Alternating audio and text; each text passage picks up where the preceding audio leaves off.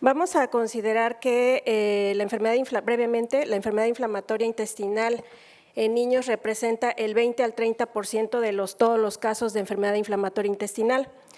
En años recientes ha habido un incremento en la incidencia en niños, sobre todo a partir del 2007-2009, y el país que tiene más alta incidencia reportada en el mundo es Alemania.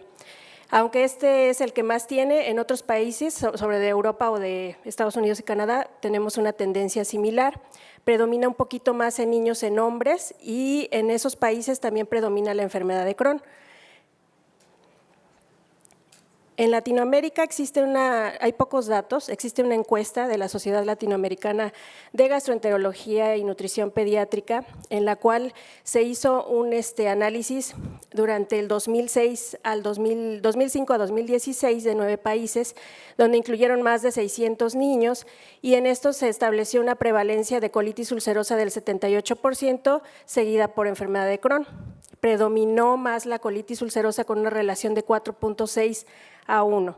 Y también, como se ve en estudios a nivel mundial, hemos tenido un incremento en la incidencia a partir del 2007 a 2009. ¿Qué consideraciones tenemos que tener en el manejo de la enfermedad inflamatoria intestinal? Son 3 aspectos básicos, más otros que se han agregado recientemente. Uno va a ser la edad del diagnóstico, la otra es el fenotipo, que nosotros utilizamos la modificación de la clasificación de Montreal con la clasificación de París, y el índice de actividad con los índices pediátricos validados. En cuanto a la edad del diagnóstico en niños, es muy importante porque entre más pequeños es más agresiva la enfermedad, más extensa, y muchos de ellos, hasta el 34%, pueden requerir cirugía antes de 5 años. La clasificamos en enfermedad inflamatoria de inicio temprano cuando debutan menos de 10 años de edad, de inicio muy temprano menos de 6 años de edad, infantil menos de 2 años y neonatal hasta 28 días. ¿Cuál es la importancia de la edad? En los menores, sobre todo en los menores de 6 años, se ha descrito que hay un incremento en las variantes monogénicas. Hay defectos monogénicos que pueden hacer que la enfermedad sea más agresiva, que no respondan adecuadamente a los tratamientos convencionales o que incluso requieran otro tipo de tratamientos como el trasplante de células progenitoras hematopoyéticas. En cuanto al fenotipo, en la enfermedad de Crohn toma 4 aspectos principales en pediatría, que es la edad del diagnóstico, localización macroscópica, el comportamiento y la alteración del crecimiento, que eso sí es muy importante también en el grupo pediátrico. En cuanto a la colitis ulcerosa, toma en cuenta la extensión, la severidad y la alteración del crecimiento. En la extensión en niños pues es más frecuente la pancolitis. En cuanto a los índices pediátricos validados, tenemos 2. Para la enfermedad de Crohn sería el índice de actividad de la enfermedad de Crohn pediátrica. Esta toma en cuenta el recordatorio de una semana, síntomas principales que son dolor abdominal, la actividad y estado general del paciente y las características de las evacuaciones. En cuanto a los exámenes de laboratorio, toma 3 aspectos: el hematocrito, la velocidad de sedimentación globular y la albúmina. En la exploración física toma en cuenta el peso, si hay una pérdida de peso, la talla al diagnóstico y la talla al seguimiento, si se recupera la velocidad de crecimiento o no. En la exploración física toma en cuenta los hallazgos a nivel abdominal y perirrectal y si hay manifestaciones extradigestivas. De acuerdo a eso se da un puntaje y nosotros también pues manejamos como remisión clínica, brote leve, moderado o grave. En cuanto al índice de actividad de colitis ulcerosa pediátrico, el PUCAI, que es el que está validado en niños, toma en cuenta 6 aspectos, que son el dolor abdominal, rectorragia, la consistencia de las heces, el número de posiciones al día, si hay deposición nocturna y si limita la actividad física o no. Y también de acuerdo a eso se da una interpretación del puntaje, desde remisión hasta brote grave. Y recientemente, pues lo que se está viendo, la estratificación del riesgo y pronóstico de la enfermedad también aplica en pediatría, que toma en cuenta todas estas características que ya comentamos, que serían características clínicas, biomarcadores y hallazgos endoscópicos para ver si es un paciente que tenemos que dar cierto tipo de terapia porque va a tener un riesgo a progresión de enfermedad grave. ¿Cuáles son los objetivos del tratamiento en niños?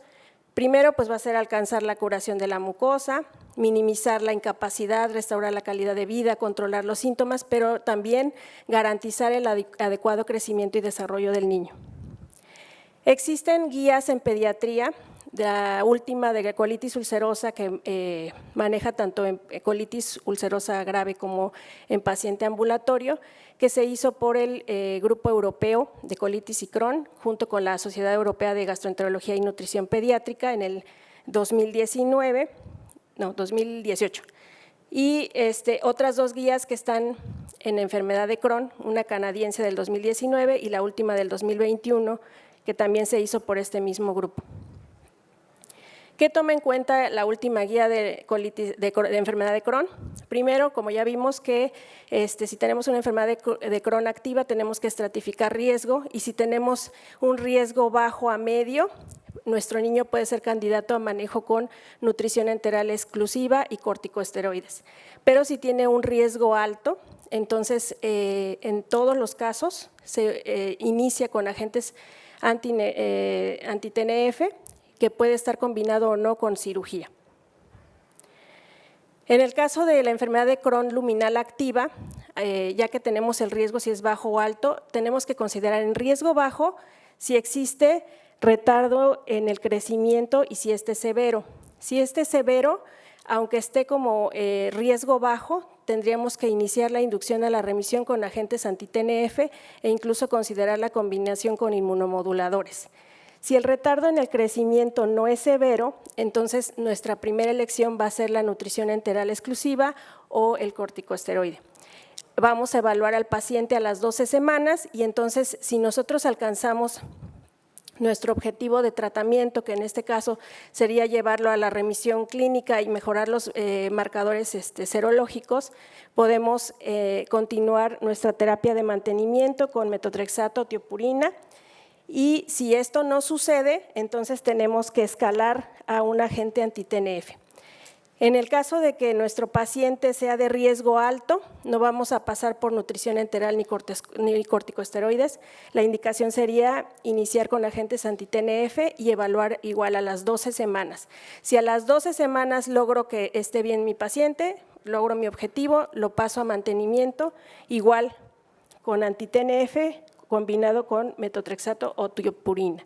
Si entonces después de un tiempo no logramos mantener esa respuesta, entonces tenemos que optimizar ya sea la dosis o la frecuencia del anti-TNF y hacer la medición de niveles, anticuerpos e incluso utilizar inmunomoduladores. En cuanto a la enfermedad de Crohn activa, a pesar de que tenemos un agente anti-TNF, lo primero que tenemos que hacer pues, es el seguimiento y medir niveles objetivo. Entonces, si está en la semana 2, en la semana 6, en el caso de infliximab, vamos a ver que van a ir incrementando los niveles, mayor de 2.5 a mayor de 15, y a partir de la semana 14 pues ya vamos a tener como el nivel estándar. Igual con adalimumab tendríamos que medir niveles para ver si estamos alcanzando los niveles terapéuticos de acuerdo a la semana.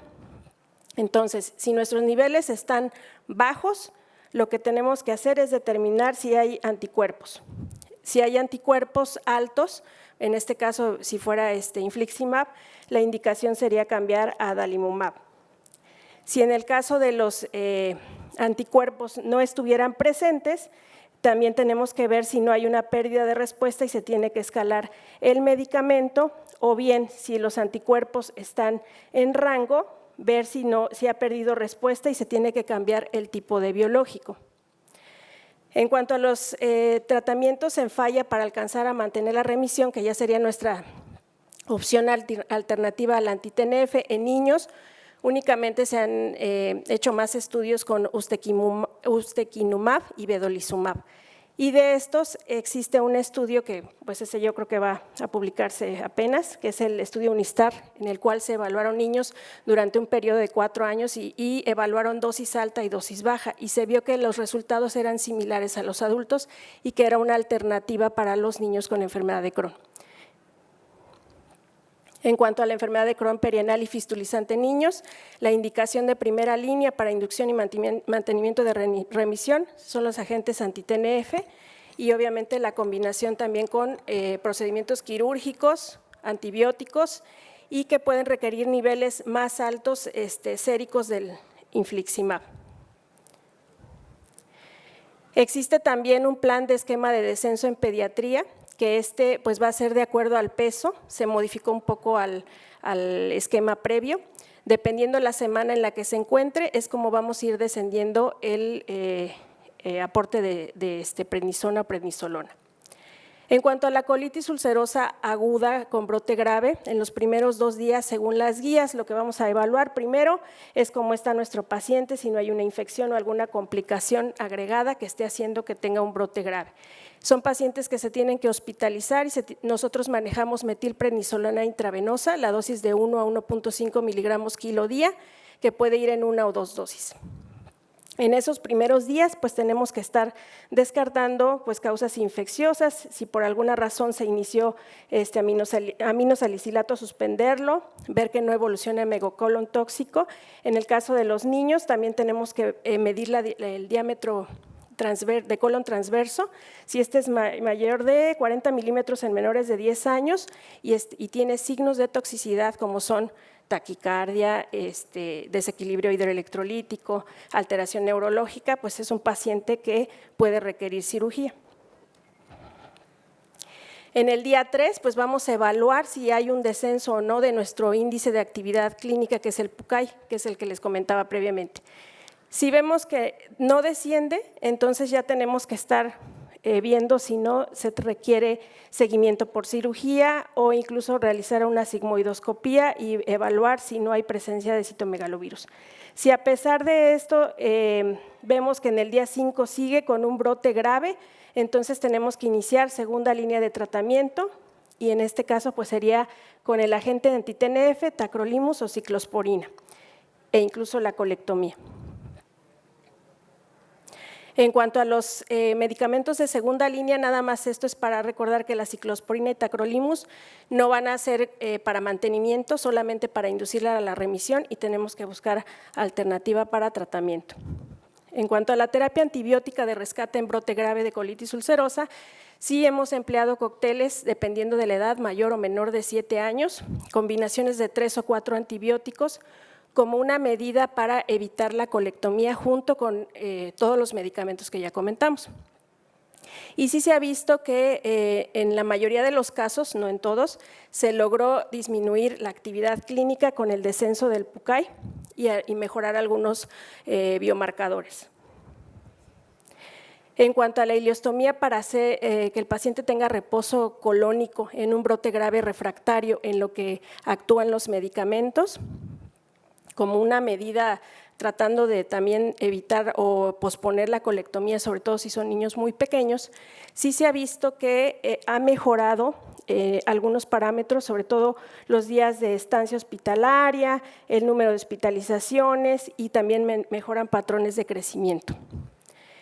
En cuanto al manejo ambulatorio, pues básicamente se va a hacer con aminosalicilatos, tiopurinas y también podemos utilizar biológicos y de acuerdo a la actividad clínica, la calprotectina y podemos requerir incluso evaluación endoscópica para hacer ajustes. Las opciones, bueno, algunas son muy similares a adultos. Nosotros podemos usar mesalazina en los aminosalicilatos como primera línea para brote leve a moderado, esteroides orales o algunas otras presentaciones de esteroide en segunda línea o cuando está localizado, y las tiopurinas también como segunda línea de tratamiento cuando no son efectivos los aminosalicilatos o bien en la terapia de mantenimiento cuando debutó con un brote grave. Y en cuanto a los biológicos, pues sí, lo que usualmente hacemos también es combinar con un inmunomodulador para disminuir la formación de anticuerpos. El adalimumab también lo llegamos a emplear como una terapia alternativa cuando existe intolerancia y falta o pérdida de respuesta al infliximab. Y otros medicamentos autorizados en pediatría serían golimumab, vedolizumab, que, bueno, en el caso del vedolizumab, pues sería ya como de segunda línea y sí se ha visto que tiene mejor efecto para colitis ulcerosa que enfermedad de Crohn en pediatría. En conclusión, la enfermedad inflamatoria en niños requiere un manejo dinámico e individualizado porque pues no es lo mismo un niño de 1 año con un brote grave a un niño a lo mejor ya de 10, 12 años. Considerar toda la evidencia posible, nosotros nos basamos mucho en estudios de adultos que se van haciendo en niños, mejorar y garantizar la calidad de vida, mantener la remisión de la enfermedad y promover el crecimiento.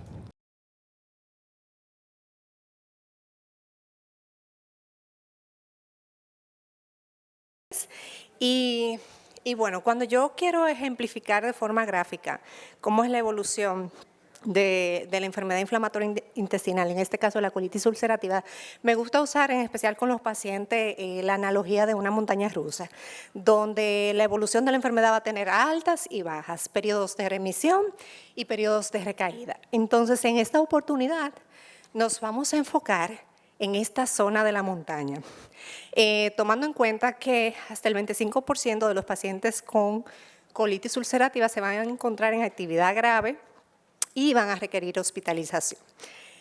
Entonces, primero tenemos que definir qué es actividad grave. Y para esto tenemos dos viejos conocidos, que es la escala de True-Lofwitz y la escala de Mayo, que a pesar de ser tan longevas, siguen siendo parámetros de referencia en la guía clínica, y yo creo que esto se debe mucho a su practicidad. Entonces, si se dan cuenta, toman en cuenta parámetros simples como la frecuencia de las evacuaciones, la hemoglobina, temperatura y el aspecto de la mucosa. Sin embargo, tenemos algunas novedades. Por ejemplo, el Colegio Americano de Gastroenterología propone esta otra escala de actividad donde se agregan algunos parámetros bioquímicos como la calprotectina fecal. Y el índice integral Yamamoto-Furucho, convirtiéndose en un índice un poquito más estricto, donde también se toma en cuenta la albúmina sérica y los hallazgos histopatológicos. Pero en sentidos generales podemos definir que un paciente con CUSI grave es aquel que tiene más de 5 evacuaciones sanguinolentas por día, fiebre, anemia, taquicardia y mal estado general. Entonces, partiendo de esto, es un paciente que definitivamente necesita admisión intrahospitalaria para su manejo. Y aquí quiero resumir un poquito de lo que deberíamos de hacer en las primeras 24 horas para poder establecer pautas de tratamiento. En cuanto a los laboratorios, una biometría hemática donde vamos a medir parámetros de anemia, trombocitosis como parte de la respuesta inflamatoria sistémica, los reactantes de fase aguda como eritrosedimentación y proteína C reactiva ultrasensible, que también nos van a ayudar a monitorizar la respuesta del tratamiento inicial. Y siempre medir la presencia o no de infecciones oportunistas, en este caso de Clostridioides difficile, que es muy común en este tipo de pacientes. Entonces, en cuanto a las imágenes, algo simple, práctico y que lo tenemos en todos los centros, la radiografía de abdomen simple, que nos va a ayudar a descartar rápidamente una de las complicaciones más comunes, como es el megacolon tóxico. Entonces, en el caso de los estudios de corte transversal, podemos utilizar este recurso si estamos sospechando de una complicación extraluminal como la perforación o queremos diferenciar un poquito el diagnóstico entre enfermedad de Crohn y colitis ulcerativa en caso de que tengamos dudas. Finalmente, la ileocolonoscopia está contraindicada en pacientes con actividad grave, pero sí está indicado realizar una rectosigmoidoscopía, sobre todo para descartar infección por citomegalovirus, que es una infección oportunista muy común en este tipo de pacientes, tomando en cuenta que el estudio más fidedigno es la inmunohistoquímica o la medición de PCR en el tejido. Entonces, una vez que ya tenemos abordado nuestro paciente y que pudimos medir parámetros de gravedad con lo antes mencionado, entonces vámonos directamente al tratamiento. Sabemos que los esteroides son la piedra angular en estos pacientes, detallaré un poquito más sobre ellos en un momentito. Paradójicamente, pese a tener un paciente con sangrado activo, es un paciente que tiene mucha carga inflamatoria y que esto va de la mano con el riesgo de eventos protrombóticos. Entonces, la tromboprofilaxis está indicada en todos los pacientes a menos que tengamos una contraindicación absoluta como la hemorragia masiva.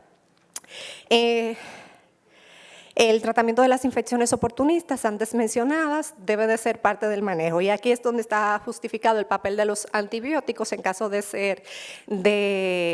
detectar algunas de estas infecciones, o de antivirales en el caso del citomegalovirus. En cuanto a la analgesia, tomando en cuenta que parte de la actividad es el dolor abdominal, recordar que los AINES se asocian a reactivación de la enfermedad, por lo que están contraindicados en este tipo de pacientes. Asimismo, los opioides, por su efecto anticolinérgico, pueden perpetuar la dilatación intestinal y con esto ser un factor de riesgo para perforación, por lo que también están contraindicados. Entonces, algunas alternativas propuestas por algunas de las guías que tenemos como parámetro es utilizar, combinar acetaminofén con ansiolíticos y algunas medidas generales como compresas tibias en las áreas de sensibilidad. Entonces, el soporte nutricional debe de aplicarse desde el día 1 de la entrada del paciente, tomando en cuenta que una malnutrición se asocia a una mayor mortalidad, índice de infecciones, aumento de la estadía intrahospitalaria y falla al tratamiento de rescate. Así como sabemos que augura un peor pronóstico o evolución postquirúrgica en caso de ser necesaria la cirugía. Finalmente, la cirugía, que está en la cima de las alternativas de tratamiento en este tipo de pacientes. Entonces, en cuanto a los esteroides, los que tienen evidencia en enfermedad inflamatoria intestinal son la metilprednisolona, hidrocortisona y prednisona. Las dosis estándares de hidrocortisona, estándares para los adultos, van de 100 miligramos cada 8 o 6 horas, dependiendo de nuestra preferencia. Entonces, o el equivalente de prednisolona a 1 miligramo por kilo por día, sin superar los 60 miligramos al día, tomando en cuenta que dosis superiores no representan un beneficio terapéutico. Entonces, la respuesta ante los esteroides, que es la piedra angular del tratamiento, va a estar medida por el número de evacuaciones con sangre y los niveles de proteína C reactiva. Debemos de siempre tener pendiente que hasta el 40% de los pacientes con QSI grave no van a tener respuesta a esteroides, y aquí los catalogamos en pacientes refractarios a esteroides. Se supone que la respuesta clínica debe de ser evidente en las primeras 72 horas y podemos tener una respuesta adicional hasta 5 días después. Ahora bien, 7 días, si el paciente supera 7 días de tratamiento y no ha tenido una respuesta clínica, utilizar los esteroides más allá de una semana no va a representar beneficio, por lo que la recomendación es evaluar respuesta al tercer día de tratamiento, y esto lo vamos a medir. Quizás, aunque son criterios un poquito viejos, pero son los que han demostrado mayor objetividad mediante los criterios de Oxford. Y estos dicen que tener más de 8 evacuaciones por día o de 3 a 8 evacuaciones por día sanguinolentas con una PCR mayor de 45 miligramos por litro es un paciente que ha fracasado al uso de esteroides y debemos de plantearnos una terapia de rescate. Hace varias décadas, el siguiente paso en este camino era la colectomía, pero ya tenemos evidencia suficiente para avalar el uso de fármacos biológicos, en este caso el infliximab, y el uso de inhibidores de las calcineurinas, tomando en cuenta la ciclosporina como prototipo. ¿Cuál elegir entre uno y otro? Bueno, eso va a depender mucho de la experiencia del médico con cada uno de los fármacos, la disponibilidad, y esta disponibilidad muchas veces depende también de los costos y algunas peculiaridades del paciente. Vamos a citar un poquito el Construct Trial, donde intenta ver cuál de estas dos opciones de tratamiento pudiera ser superior. Sin embargo, en algunas de las variables, en la mayoría de las variables medidas, no hubo superioridad de una u otra. Por ejemplo, aquí vemos la estadía hospitalaria, realmente sin ninguna diferencia estadísticamente significativa, la necesidad de cirugía, colectomía o cualquier otro tipo de procedimiento, también en ninguno de los parámetros sin evidencia estadística significativa. Quizás aquí podemos ver que hubo una tendencia relativamente superior para la ciclosporina para desarrollar eventos adversos. Sin embargo, la medición estadística tampoco fue significativa. Quizás el único parámetro donde se muestra una diferencia importante es en cuestiones de costos, donde definitivamente el infliximab es una terapia más costosa que la ciclosporina. Entonces, aquí anteriormente muchas de las guías establecían que el paciente prototipo para ir con terapia de rescate para ciclosporina debía de ser naïf a tiopurinas. Y esto probablemente porque no teníamos muchas opciones para el mantenimiento, tomando en cuenta que la ciclosporina es un tratamiento temporal. Sin embargo, con el advenimiento de nuevas moléculas, probablemente ya esta medida es mucho más flexible. Algunas de las peculiaridades del paciente que debemos de tomar en cuenta son los niveles séricos de magnesio y el perfil de colesterol, partiendo del hecho que niveles bajos se asocian a más efectos indeseables de tipo neurogénicos.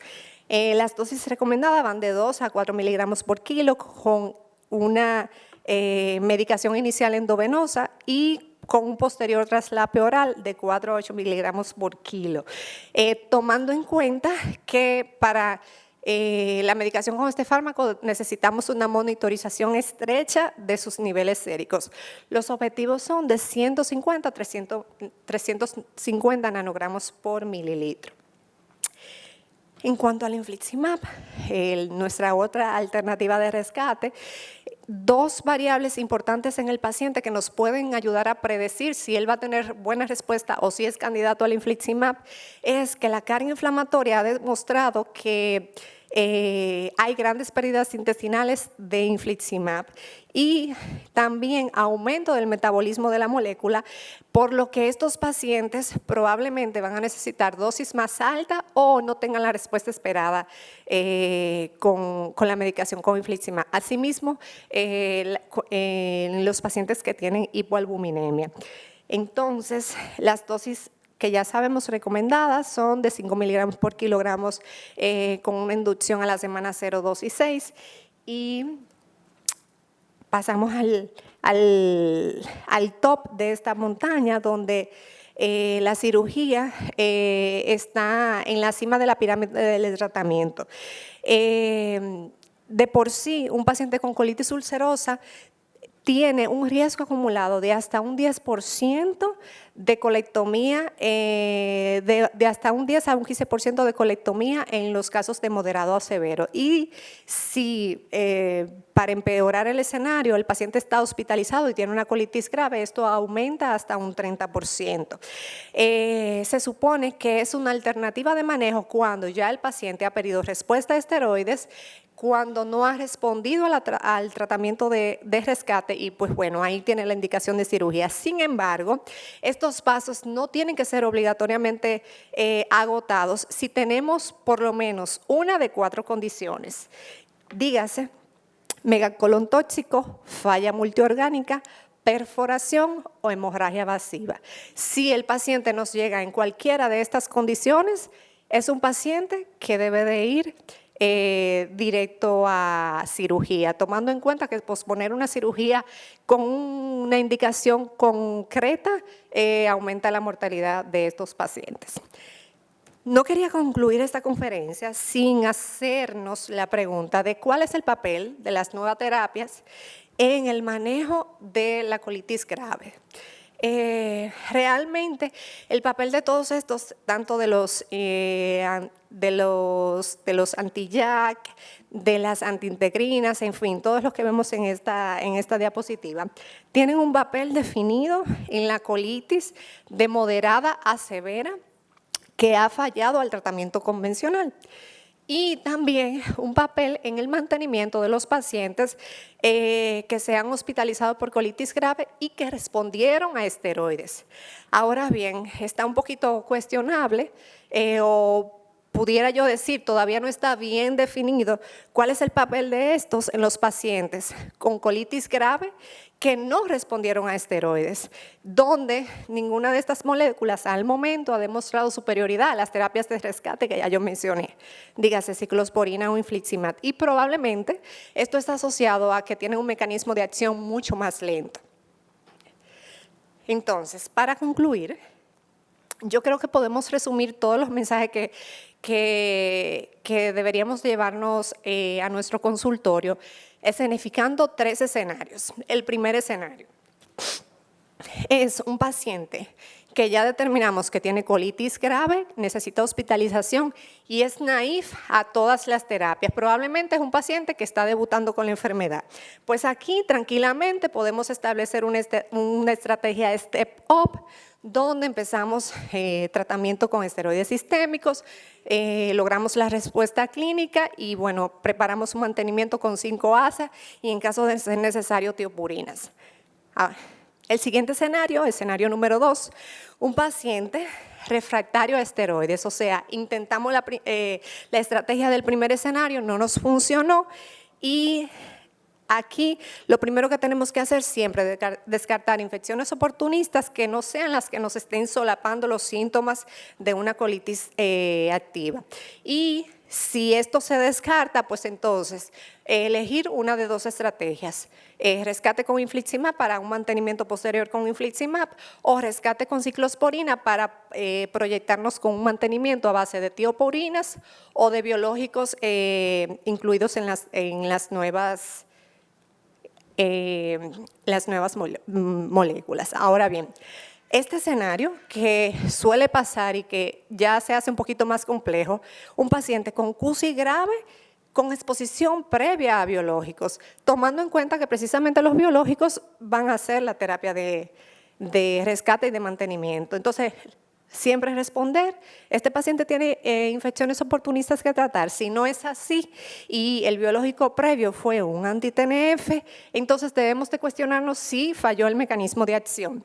Si el mecanismo de acción falló, entonces infliximab no es una opción para el rescate y deberíamos de irnos directamente a la ciclosporina y ahí valorar un mantenimiento con las nuevas terapias de tratamiento.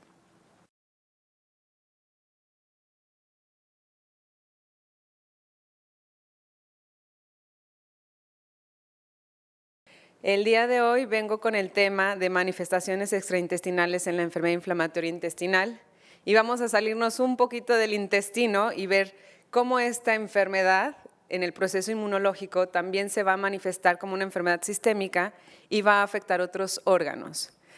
Lamentablemente, estas manifestaciones extraintestinales van a modificar la calidad de vida en ocasiones incluso más que los síntomas gastrointestinales y van a también modificar el pronóstico.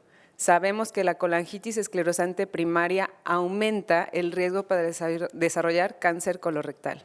Y hablando de la epidemiología, la prevalencia de las manifestaciones va a depender del órgano afectado, pero en los diferentes estudios se ha demostrado una prevalencia del 6 hasta el 47%.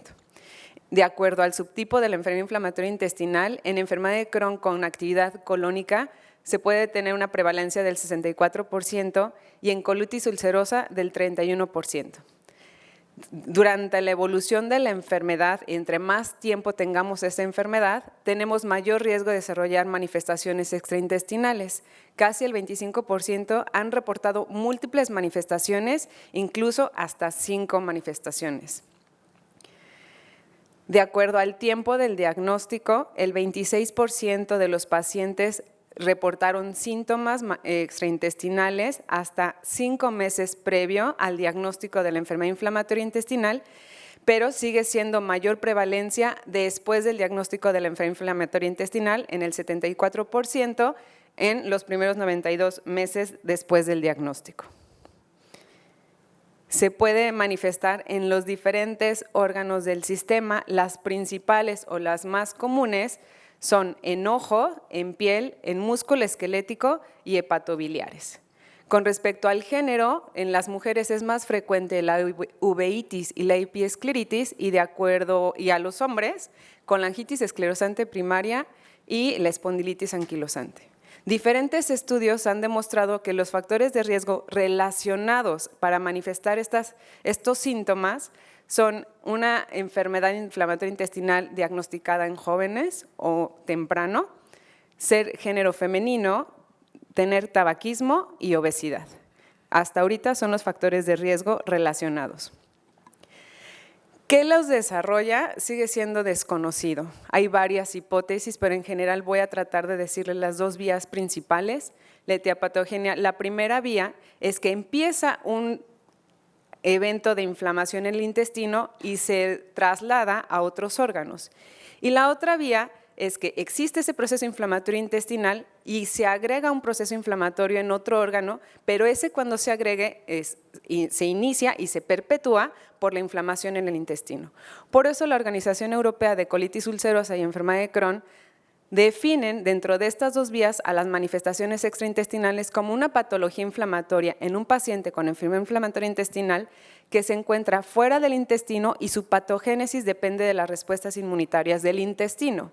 O es un evento inflamatorio independiente perpetuado por la enfermedad inflamatoria intestinal y que comparte una predisposición ambiental o genética con la enfermedad. Y están analizando los diferentes genes que ya se han demostrado que se comparte de la enfermedad inflamatoria intestinal con las diferentes manifestaciones, como la uveitis, la colangitis esclerosante primaria, el eritema nodoso, la espondilitis anquilosante, la sacroileitis y el poderma gangrenoso, que son las principales.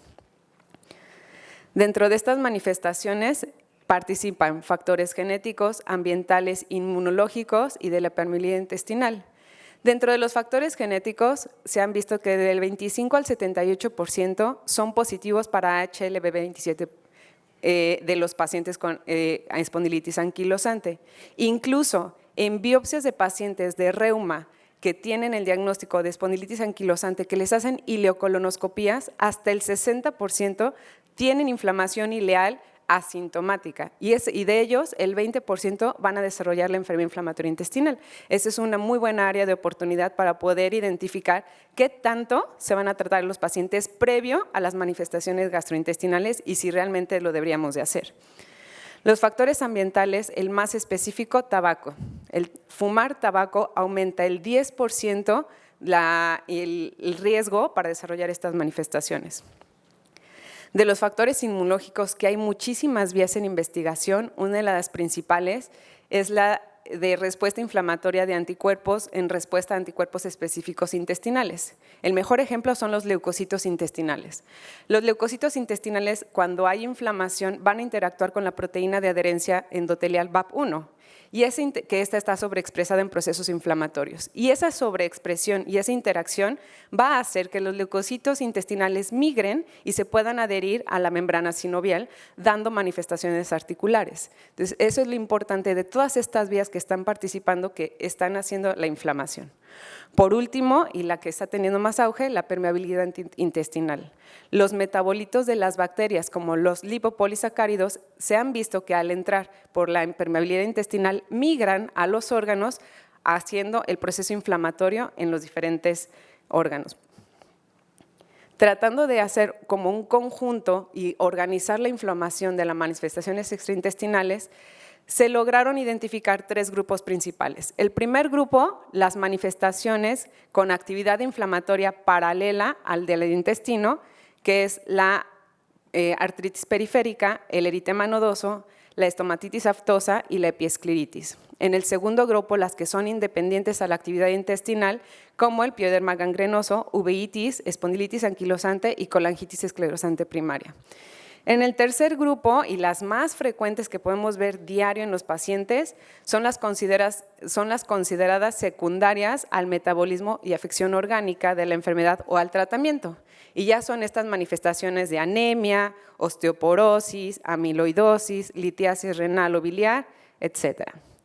Voy a empezar con las principales, que son las articulares.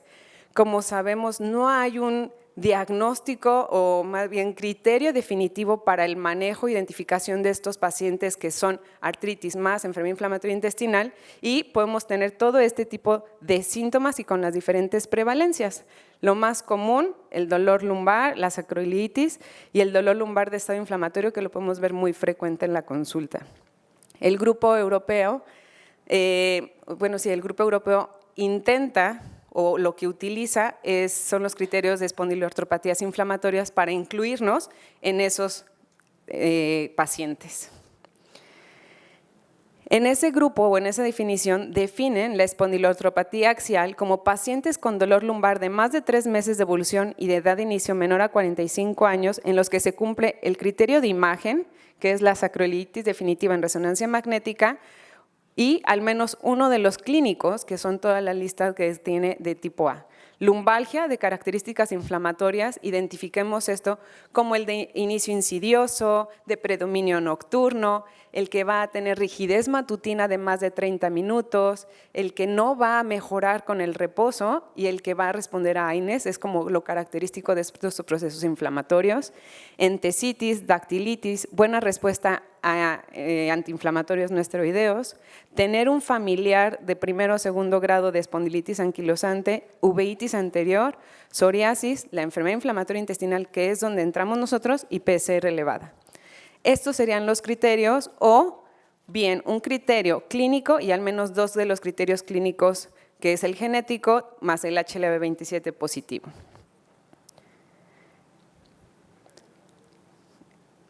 Terminando la espondiloartropatía axial, cuando tenemos estos pacientes de difícil diagnóstico y de difícil manejo y los síntomas, es muy importante porque esta modifica el pronóstico y la calidad de vida, y si queremos evitar la progresión de la espondilopatía axial es el enviado al reumatólogo para el tratamiento multidisciplinario.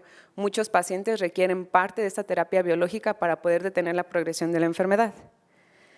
En la espondiloartropatía periférica, a diferencia de las artritis que se asocian a psoriasis o las inflamatorias como la artritis reumatoide, estas espondiloartropatías periféricas no van a ser destructivas, van a ser oligoarticulares y asimétricas. Y las dividen en 2 tipos, la tipo 1 y la tipo 2.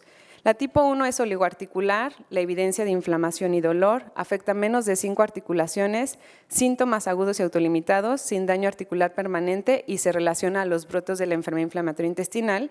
Y la tipo 2 es la poliarticular, afecta más de 5 articulaciones, tiene una distribución simétrica, predomina en extremidades superiores, síntomas pueden durar meses o años y va a ser independiente de la enfermedad inflamatoria intestinal. Incluso estos pacientes pueden venir en remisión a la consulta, sin embargo vienen con el bastón o vienen con todas las manifestaciones reumatológicas y vienen todavía manifestando sentirse mal. Los criterios para la espondiloartropatía periférica definidos por este grupo son edad de inicio menor a 45 años, en los que se cumple al menos un criterio necesario, que son artritis, dactilitis y entesitis, y un criterio mayor, que es infección previa, sacroileitis, uveitis, psoriasis, enfermedad inflamatoria intestinal o HLA-B20 positivo. O al menos un criterio necesario, artritis, dactilitis o entesitis, más 2 criterios menores, que son artritis, entesitis, dactilitis, dolor lumbar inflamatorio e historia familiar de espondiloartritis. ¿Qué vamos a hacer con toda esta información, todos los que tenemos el tratamiento de estos pacientes? Pues al final hay el grupo de España, tanto de reuma en conjunto con el grupo de estudio de enfermedad de Kuss y Crohn, que es GAICUM, trataron de definir los criterios de envío a reuma. Y ellos creen que en la existencia de al menos un criterio, como dolor lumbar crónico de inicio antes de los 45 años, dolor lumbar de características inflamatorias, HLA-B27 positivo, sacroilitis objetiva en pruebas de imagen, ya sea por radiografía o resonancia magnética, manifestaciones periféricas de las que platiqué, aunque sea con un criterio, lo podemos enviar al reumatólogo. Es muy importante ese envío porque sí está demostrado que el tratamiento, el diagnóstico y tratamiento temprano de la espondilitis anquilosante y de la enfermedad inflamatoria intestinal va a modificar todo el curso de la enfermedad. Las siguientes manifestaciones, que vamos a hablar de las dermatológicas, se presentan del 5 al 15% de los pacientes con enfermedad inflamatoria intestinal y las vamos a tratar de dividir en estos 4 grupos: las reactivas, las neutrofílicas, granulomatosas y las secundarias. Es muy importante tener muy bien explorados a nuestros pacientes desde el principio del diagnóstico y durante la evolución. Vamos a ver por qué. Dentro de las reactivas, las más comunes, el eritema nodoso, Tiene una prevalencia del 5 al 15% de predominio en mujeres y en enfermedad de Crohn. Se define como una dermatosis diseminada, como la imagen de arriba, en una superficie extensa de extremidades inferiores, que es la tibial anterior. Son nudosidades eritematosas, dolorosas, pueden ser más de 2 centímetros y se va a autolimitar y van a mejorar cuando nosotros ajustemos ese tratamiento de la enfermedad inflamatoria intestinal. Puede responder al tratamiento y no requerir otro tratamiento más, o incluso los dermatólogos pueden utilizar esteroide tópico oral y pacientes hasta llegar a requerir terapia biológica. Anti-TNF ha demostrado buena respuesta para el eritema nodoso. La estomatitis aftosa, que es lo que primero sí hay que preguntarlo, nos puede reflejar actividad intestinal, tiene una prevalencia de hasta el 50% de los pacientes, es más común en Crohn y en niños. Se definen como esas úlceras redondas u ovales en mucosa oral o labial con material pseudomembranoso, con bordes eritematosos, y también van a mejorar el tratamiento de la enfermedad inflamatoria intestinal.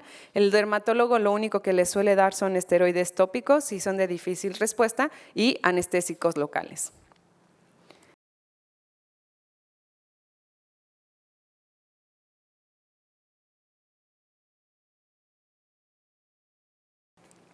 Únicamente para recordar, como todos ustedes saben, en diciembre del año 2019, en una provincia de China, se diagnosticó por primera vez una neumonía atípica. Esta neumonía atípica fue atribuida etiológicamente en enero del siguiente año a un nuevo virus derivado de la familia de coronavirus, que es el SARS-CoV-2, y que la enfermedad se denominó COVID-19.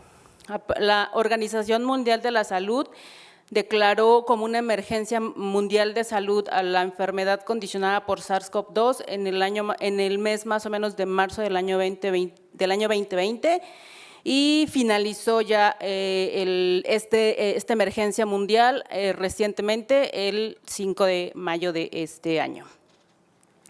Es muy importante destacar que para COVID-19 actualmente la variante Omicron es la variante que representa especial interés. Prácticamente todo su linaje, hasta las cepas B4 y B5 son consideradas ya menos asociadas a riesgos como hospitalización y mortalidad. Sin embargo, la mayor parte de las vacunas que se estudiaron solamente incluyeron cepas de Omicron entre las variantes 1 y 2, muy pocas que básicamente son las variables de las vacunas de ARN mensajero que incluyen las cepas 4 y 5 de Omicron. Esto es importante en el contexto de la vacunación. Y únicamente por dar datos mexicanos, el primer caso de COVID-19 en México se detectó en febrero del año 2020 y en nuestro país la declaración de emergencia también se dio en el mes de marzo del año 2020. Hasta el 25 de mayo este era el panorama nacional de COVID-19 con una afectación de 7 millones de mexicanos con como ustedes saben, una mortalidad significativa. Sin embargo, bueno, en nuestro país y en prácticamente todo el mundo estos números van en descenso. El COVID llegó para quedarse y nosotros hacer modificaciones con respecto a este nuevo virus. Por hablar de generalidades del virus de COVID-19, pertenece a la familia de coronavirus. Los coronavirus se determinan como coronavirus dado su aspecto de la cápsula, que tienen espículas que le confieren una característica como de corona. Por lo tanto, son denominados coronavirus. Son 7 los coronavirus que son de interés humano y están denominados como alfa, beta y SARS específicamente que voy a mencionar. En el caso de los coronavirus alfa y beta, que representan 2 y 2 para cada grupo, causan infecciones respiratorias leves, generalmente no causan mayor conflicto en términos generales, y hay 4 virus asociados a especial interés por afectación de moderada, severa y alta mortalidad. En este caso son los SARS-CoV-2, en el caso de la epidemia que hubo en el año 2003, que fue atribuible a un síndrome respiratorio severo, el virus del MERS, que era un coronavirus también, que fue diagnosticado en Medio Oriente, condicional de la pandemia del año 2012, y finalmente el SARS-CoV-2, que fue el causal de COVID-19 y que se inició en el año 2019. Es sumamente importante mencionar que actualmente la subvariante Omicron con sus diferentes cepas es la que representa interés especial, hablando sobre todo de evolución clínica y estrategia de vacunación. ¿Cuál fue entonces el comportamiento clínico de los pacientes con enfermedad inflamatoria intestinal que tenían COVID-19? Pues en todos los análisis y metaanálisis que se realizaron de este grupo de pacientes, que es el más completo, incluyó 86 trabajos, fue un metaanálisis y una revisión sistemática de la literatura, en donde concluyeron que para el grupo de enfermedad inflamatoria intestinal hubo una prevalencia de 6.10% en general de los pacientes afectados por COVID-19 y no fue diferente a la de la población general. El porcentaje de hospitalización en pacientes con enfermedad inflamatoria intestinal atribuible a COVID-19 fue del 10.6%. La presentación de COVID grave en pacientes con enfermedad inflamatoria intestinal fue el del 40.4% y básicamente dependía de si el paciente tenía o no comorbilidades y no propiamente por enfermedad inflamatoria intestinal per se. La mortalidad afortunadamente fue baja en este grupo de pacientes, en donde se estimó de 1.94%. Y finalmente la enfermedad inflamatoria intestinal no se asoció en forma significativa con P's obtenidas menores a 0.5, con un riesgo de hospitalización menor y la posibilidad de COVID grave y mortalidad fue significativamente menor y fue totalmente comparable a la de la población general. Entonces, una cosa que sí hubo que destacar es que por sí misma la enfermedad inflamatoria intestinal no predispone más o a un peor pronóstico de la evolución de la enfermedad por el hecho de tener enfermedad inflamatoria intestinal, pero sí hubo peculiaridades con respecto a qué tipo de enfermedad inflamatoria intestinal los pacientes padecían. En el caso de enfermedad de Crohn se asoció con un menor riesgo de padecer enfermedad grave, por lo tanto menor riesgo de hospitalizaciones, a diferencia de colitis ulcerosa, donde hubo un mayor riesgo de hospitalizaciones, un mayor riesgo de una presentación grave de la enfermedad y una posibilidad de mayor contagio entre los pacientes con colitis ulcerosa. Es importante mencionar del registro Secure IBD, un registro en el que muchos países participaron para empezar a generar datos al respecto del comportamiento de la enfermedad en los pacientes con enfermedad inflamatoria intestinal. Bueno, el registro fue cerrado y este registro está incluido en los datos del metaanálisis que les estoy comentando. Hablando con respecto a los síntomas que los pacientes con enfermedad inflamatoria tenían cuando tenían COVID-19, el predominio de síntomas extradigestivos eran los más importantes, donde teníamos principalmente la fiebre como principal síntoma causal, como síntoma principal, y en segundo orden a la tos, que eran básicamente lo que la mayor parte de los pacientes con enfermedad inflamatoria intestinal que se veían afectados por COVID tenían. Mientras que los síntomas gastrointestinales en pacientes con enfermedad inflamatoria intestinal que padecían COVID era básicamente diarrea y que la diarrea podía ser asociada directamente a COVID-19 o perpetuar si el paciente se encontraba en brote o desencadenar un brote. No hubo diferencias significativas, como les comentaba, con respecto a términos generales, únicamente destacar que en enfermedad de Crohn y colitis ulcerosa la diferencia sintomática existió con respecto a los síntomas extraintestinales, donde predominaron básicamente tos y fiebre. ¿Qué hay respecto a cómo el tratamiento de los pacientes con enfermedad inflamatoria intestinal incidía en la respuesta a la enfermedad y la evolución de la misma? Realmente con lo que existe en la literatura, en términos de generalidad, los biológicos no intervenían prácticamente en lo que se refiere al curso evolutivo de la enfermedad. Los biológicos, sobre todo anti-TNFs, vedolizumab, antiintegrinas, antiinterleucinas 12-23, pero sí tofacitinib. Siendo entonces el riesgo relativo de hospitalización significativamente menor en los pacientes que tenían enfermedad inflamatoria intestinal y COVID que recibían terapia biológica, específicamente hablando de terapia anti-TNF. Y los pacientes que estos resultados se obtuvieron con pacientes con enfermedad inflamatoria intestinal que tenían COVID-19, pero no eran tratados con una terapia biológica. salvo tofacitinib. Tofacitinib sí tuvo un mayor riesgo de un proceso, sobre todo de hospitalización en aquellos pacientes que tenían COVID, enfermedad inflamatoria intestinal, y el riesgo era mayor asociado a la terapia con tofacitinib. Se hizo un subanálisis al respecto de los tratamientos con adalimumab e infliximab en aquellos pacientes que durante COVID tenían la terapia, y la verdad es que no se encontró diferencia. Los resultados con respecto a los pacientes que lo recibían no empeoraron el curso evolutivo, ni la hospitalización, ni la severidad, ni la mortalidad.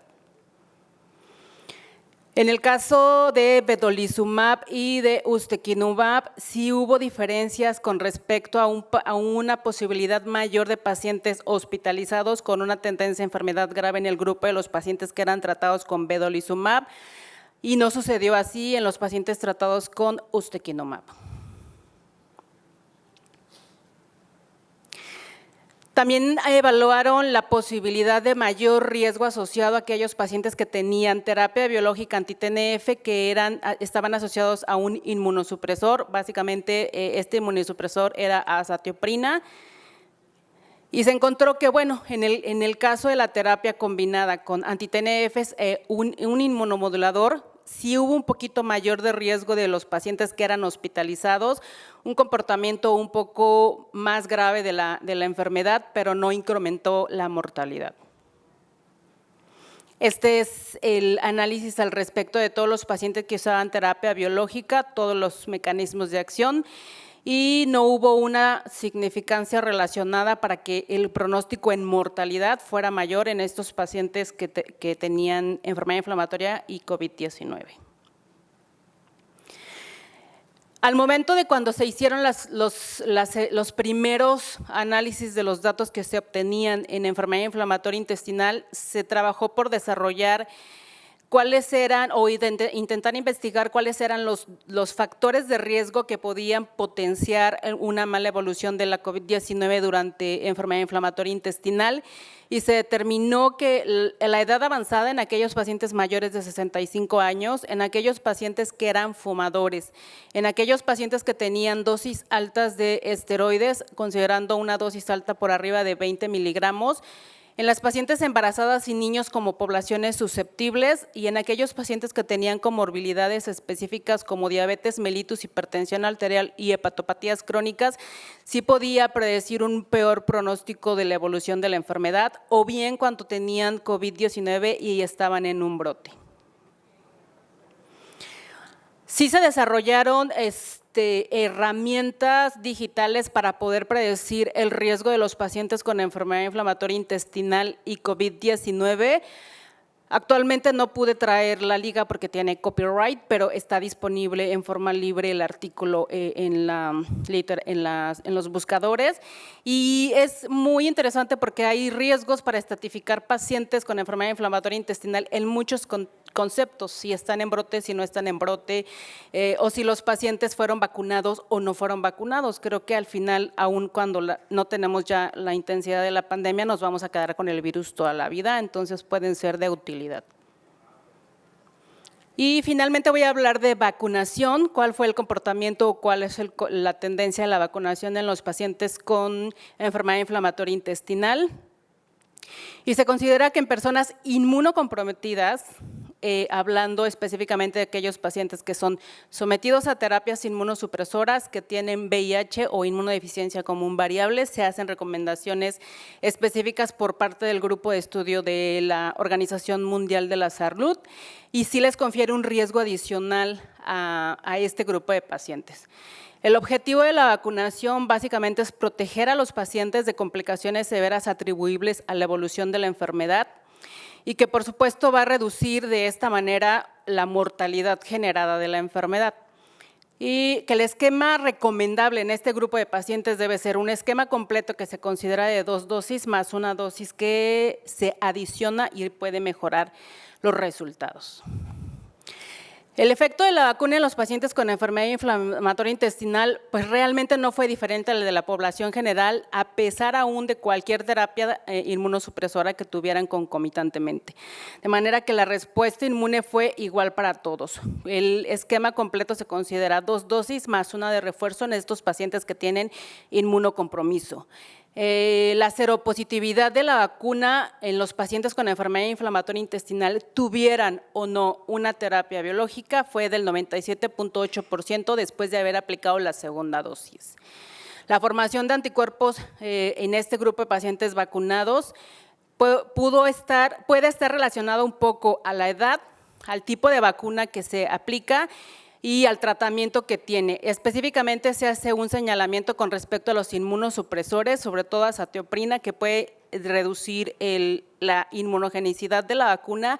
Sin embargo, cuando han cumplido su esquema completo y en un poquito más de tiempo que la persona que no tiene inmunosupresor, pero alcanzan todos una respuesta inmunológica adecuada. Una peculiaridad hay para aquellos pacientes que tienen más de 60 años, que utilizan específicamente tiopurinas, que tienen una enfermedad de Crohn agresiva o que continúan fumando o fumaban previamente, con una posibilidad de generar una respuesta de anticuerpos un poquito más baja que el resto de los pacientes, pero que al final del tiempo, en el curso de la vacunación, van a generar una vacuna que los hace inmunocompetentes. Como ya les comentaba, no existe ningún tipo de peculiaridad respecto al tratamiento que el paciente con enfermedad inflamatoria esté aplicando para generar una inmunogenicidad adecuada a la vacuna. La única recomendación es que ojalá pudiéramos que los pacientes con enfermedades inmunomediadas fueran vacunadas con vectores RNA mensajero.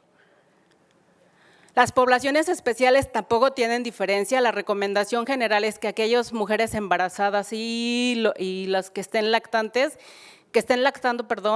se vacunen igual que el resto de la población general, idealmente con vacunas ARN mensajero. Este es un grupo de expertos que asesoran a la estrategia de inmunización por parte de la OMS. Esta revisión se hizo en marzo de este año, haciendo recomendaciones específicas en los pacientes que tienen enfermedades de inmunocompromiso.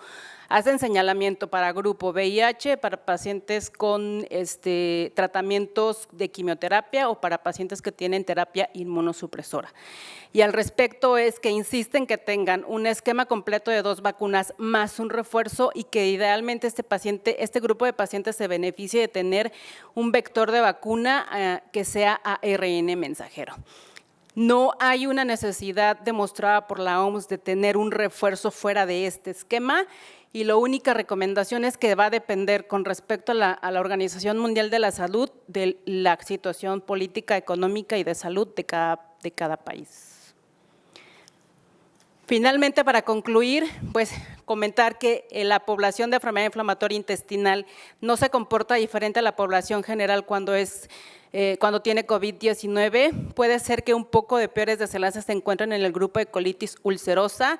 Con respecto a la terapia que se utiliza en los pacientes con enfermedad inflamatoria intestinal, no modifica el curso evolutivo del COVID-19 y tampoco la vacunación, y que la vacuna resulta ser eficaz para prácticamente todos los pacientes con enfermedad inflamatoria intestinal.